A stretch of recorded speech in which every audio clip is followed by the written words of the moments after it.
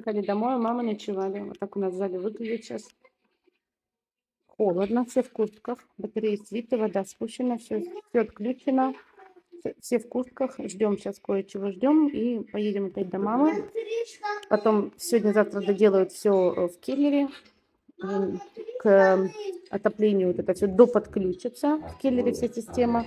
И тогда тут все будет строиться вот так, застраиваться. Тут будет такая полочка. Сейчас, дочь.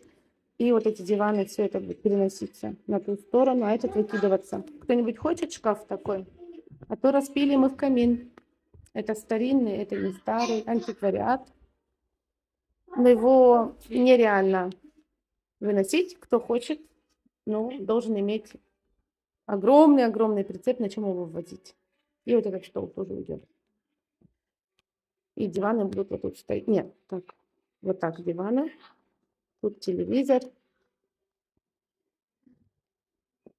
А там что-то будем думать, какое-то кресло или полудиван к камину, чтобы и шторы будут у меня открытые, наконец-то.